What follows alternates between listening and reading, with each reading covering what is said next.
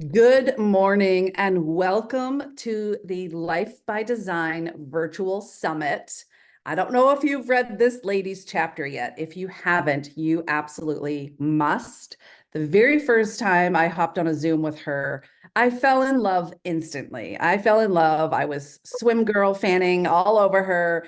And I got to tell you, you are in for a treat. And it's not only because she's amazing, because she is, but this topic of conversation is so relevant in every area of our life, whether you are an entrepreneur or not.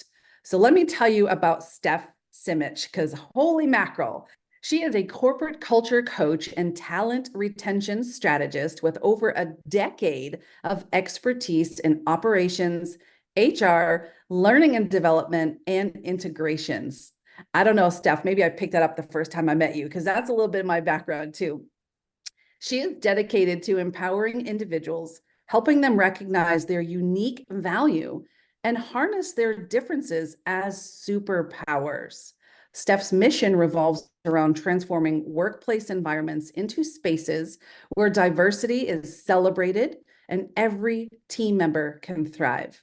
Drawing from her own journey through imposter syndrome, who can't relate here, Steph guides others to embrace their worth and confidently take their place at any table. Steph, welcome and thank you for kicking off the entire summit.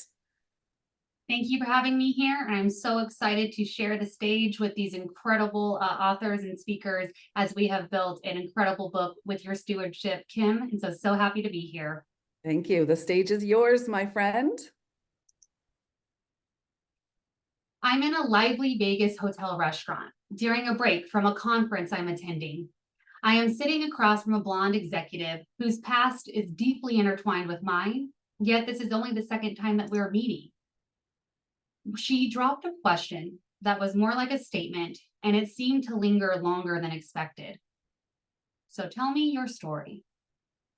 I found myself fidgeting with a very heavy butter knife caught in a whirlwind of self-reflection. What version of my story did she want to hear?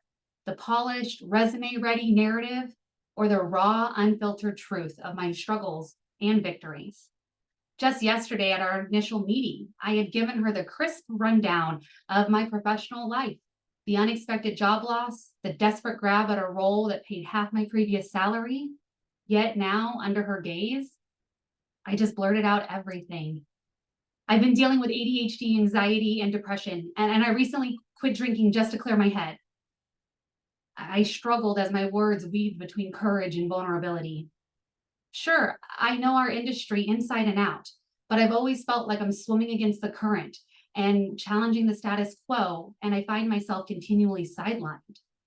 It was as if I was confessing rather than sharing, exposing all of my fears and my battle scars from trying to carve out a meaningful impact in a world that often seems so indifferent. Why was this my story? I was the author and the narrator. Why did I feel like an imposter at a lunch and at a table that I was invited to? Today, we will explore into the imposter syndrome myths, breaking it down to understand its facets and impacts more deeply. What is it and where did it come from? Imposter syndrome refers to the internal experience of believing that you're not as confident as others. It's not just about self-doubt. It's a persistent belief in others' inadequacies, despite evidence of the contrary. Who is this impacting? While initially thought to only impact women, we now know that imposter syndrome impacts everybody and can affect everybody, regardless of gender, career stage, or background. However, it disproportionately impacts women and minorities, and it's often exuberated by systemic biases in both professional and academic worlds. Understanding imposter syndrome matters because it affects job satisfaction, mental health, and overall productivity. People suffering from this syndrome often hold themselves back from pursuing new opportunities or assertively seeking advancement due to fear of exposure and failure. To change the narrative around imposter syndrome, we need to individually and systemically change. Individually, we can start by acknowledging these feelings when they arise and seeking support. Systemically, we need to foster environments of openness and promote diverse leadership and provide mentorship. Providing mentorship is actually the most crucial. As we explore these questions and answers, remember, our goal is not just to understand imposter syndrome, but to take actionable steps towards creating environments where everyone can confidently recognize and celebrate their own achievements. Imposter syndrome was originally termed Imposter Phenomenon, which referred to the psychological pattern where individuals doubt their accomplishments and fear being exposed as frauds, despite external evidence of their competence. This concept was first identified in 1978 by psychologists who noticed that despite having exemplary academic and professional achievements, many women could not internalize their success. These women often attributed their accomplishment to luck, timing, or the ability to deceive others into thinking they were more intelligent or competent than they actually believed themselves to be. Imposter syndrome is not just about feeling like a fraud, but it's also about an internal script that dismisses one's own achievements as unworthy or accidental. It disproportionately affects women and other marginalized groups who may be conditioned to societal structures to feel less deserving of their roles in high-achieving places. This condition reflects deep-seated societal biases and perpetrates a cycle of self-doubt and overall professional inequality. Thus, by addressing imposter syndrome, it isn't just a matter of personal growth, but it requires challenging organizational cultures that foster these exact feelings. In my chapter in Life by Design, Volume 3, I share 3 instances of where I felt like an imposter. But I have many, many more examples that where I have struggled with imposter syndrome over the years. I think we all have moments where we can identify imposter syndrome, whether it's being laid off, passed up for a promotion, or simply not feeling comfortable in our own skin. But if we were all to sit around talking about imposter syndrome woes all day, then we would continue living in a world where imposter syndrome is prevalent. James Clear articulates in his book, Atomic Habits, that daily actions are votes for the type of person we aspire to be. So instead of spending our time sharing instances when we succumb to the pressure of imposter syndrome, let's instead focus on narratives where we busted the imposter syndrome myths. The first narrative I want to share with you is about how I decided to not hide behind a PowerPoint going into an executive meeting. This meeting was for an e-learning system platform that would allow this organization to disseminate training and information to their 1,000 employees. And in this scenario, I was responsible to look at vendors and present to the executives which vendor we should go to. Typically, I would hide behind my standard executive formula, which is what, so what, now what? And I would put that in a PowerPoint to be clear and concise with the executive team, but to be honest, also to show that I was confident. So this time I decided to go into an in-person executive meeting with 5 executives and me, and I had a Microsoft Word document printed out as an outline. And I gave each executive that outline, and we sat and had an open dialogue on why I chose the vendor I chose and why we should go in that direction. What's funny is I shared this story on TikTok and Instagram, and my comments and DMs were flooded with people saying that they couldn't do that, or that would be a huge culture shift at their company. So what? Let's shift the culture. Let's not focus spending our time on creating PowerPoints to present to each other, but let's instead focus on the people and the work that needs to get done. Spoiler alert, we moved forward with my vendor of choice. A vote for future me. As we dig deeper into understanding imposter syndrome, it's crucial to challenge some of the prevalent myths that perpetrate this condition. These myths not only sustain, but also deepen the feelings of inadequacy that many of us experience. So let's break down these myths one by one. The myth of meritocracy. This myth suggests that success is based purely on merit, hard work, and talent. However, it overlooks systemic barriers that obstruct or distort that path of recognition, particularly for women and marginalized groups.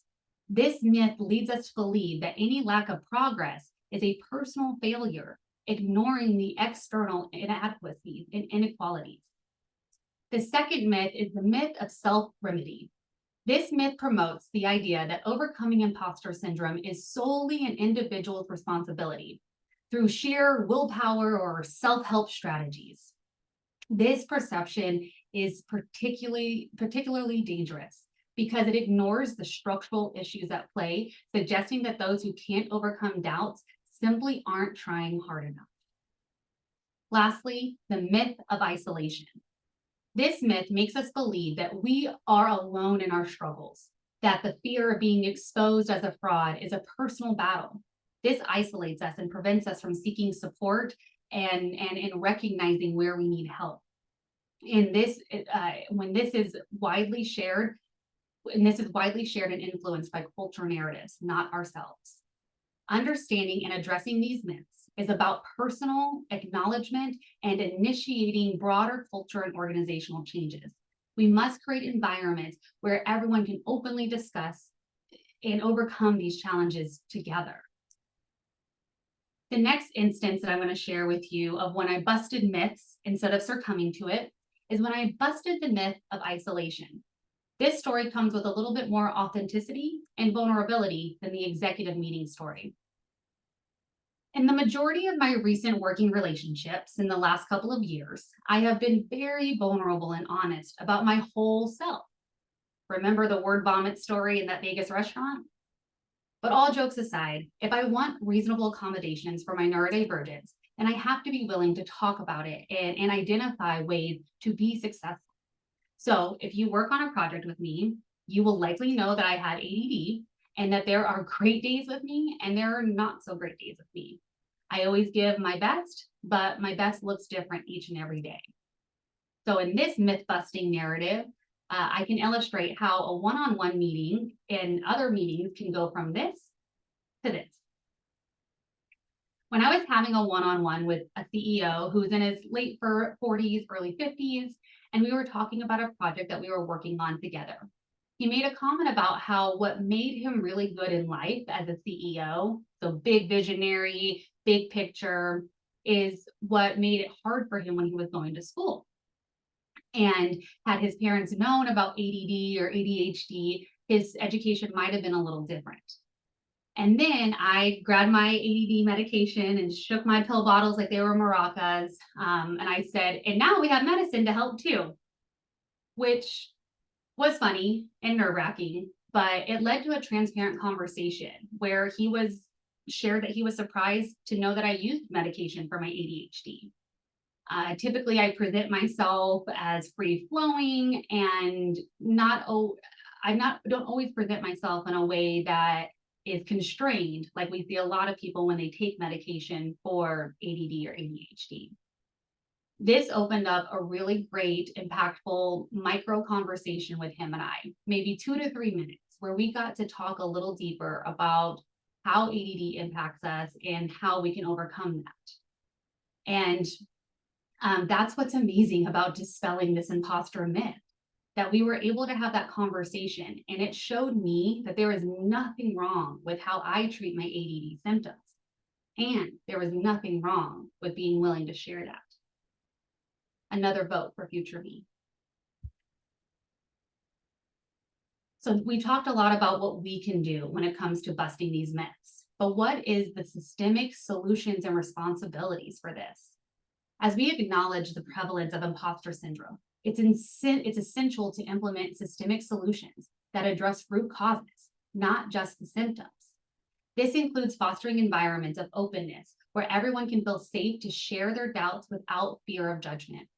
We must promote diverse leadership to reflect a broader range of experiences and perceptions, and foster an environment of open dialogue, which helps dismantle systemic biases that perpetrate imposter syndrome.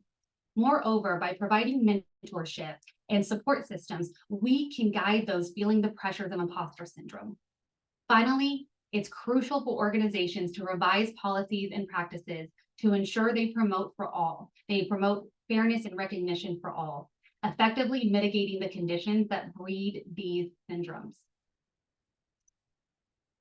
In this journey to overcome imposter syndrome, personal empowerment plays a critical role. This means being vulnerable and honest about our entire selves, much like the openness I recently practiced in my professional roles. For example, in discussions about neurodivergence, such as ADD, I have found that being upfront about my condition not only helps in setting the right expectations, but also fosters a supportive environment. This approach led to a significant conversation with a CEO who shared his own struggles, reflecting on how understanding his neurodivergence earlier could have aided in his educational journey. By sharing our experiences and the tools that we use to assist us, like medication, we normalize these discussions and challenges, and we challenge the stigma. Such transparency not only empowers us individually, but it also encourages others to share and seek support, dismantling the myth of isolation and promoting a culture of inclusivity and understanding. I challenge you to see how you can personally take responsibility for your own empowerment. In the chapter, I discuss ways to do that, such as mindfulness, self-compassion, embracing vulnerability, advocating with action, and celebrating our wins as ways to empower ourselves. In aligning with the themes of leverage and legacy, I extend a heartfelt call to action, not only to those who see their reflections in my narrative, but also to the institutions and the organizations with the power to reshape our professional realities. This is a call to pivot from a passive recognition to proactive change, to create workspaces where imposter syndrome is dismantled, where diversity of talent and thought is not just welcomed, but it is celebrated. Imagine a world where every individual, when asked about their story, has a narrative of empowerment, achievement, and an unwavering confidence in their value. As we conclude our exploration of imposter syndrome, it's clear that overcoming this challenge is not just about dispelling myths. It's about actively voting for the person we want to become. Each step we take, whether it's embracing our vulnerabilities, advocating for systemic change, or fostering supportive environments, they're all a vote cast for our future self. I've been talking about atomic habits and how James Clear says that these daily actions are votes for the type of person we aspire to be. Similarly, each action we take against imposter syndrome, whether it's a personal acknowledgement, seeking help, or creating an inclusive policy, this builds up to a future where we can all feel valued, capable, and recognized. Today, we discussed how systemic solutions like promoting diversity and open dialogue, along with personal empowerment through honesty and vulnerability, are essential in reshaping our professional and personal environments. These are not just isolated actions, but investments in a collective future. A future where imposter syndrome no longer holds us back from achieving all of our full potential. So as we move forward, let us vote for a world where everyone can confidently recognize and celebrate their achievements without fear. Let us commit to these votes, not just today, but every day, as we build towards an inclusive and empowering and authentic workspace and society. Remember, each small step is a powerful vote towards breaking the cycle of self-doubt and embracing the strength in our diversity and our authenticity. So I want to ask you, how are you going to vote for yourself? Click the link below the video in your email to schedule your chat with me, and let's spend 15 minutes busting your imposter syndrome. Stef, oh my gosh. I hope you all agree right now, like we could not have chosen a better human and a better topic to kick this summit off. I have two asks of you watching right now. Number one, really embrace everything that Stef just shared with you. I want you to walk confidently through the rest of this summit, the rest of these interviews and presentations, eradicating that imposter syndrome. All of these authors, all of these speakers are here to help you close that gap from where you are to where you want to be. And number two, book that call. Book that call, book that call, book that call. I keep hearing you, and I'm thinking of so many instances in my corporate career where I wish I had someone like you back then. I really do. And then stepping into entrepreneurship, I wish I had someone like you because I had to figure this out myself. And it was almost like a fake it till you make it kind of behavior. And you know better than anybody what that does to you internally. So, phenomenal job. Thank you so much. And friends, you have your marching orders. So I hope you enjoyed this. Click that link below, grab space on Stef's calendar. You're going to hear me say this a lot through the summit. Time is your most precious commodity. I know Stef understands that. She's willing to give you her time, and she's sure as heck not going to waste yours. Thank you so much. Amazing job. We'll see you in the next video.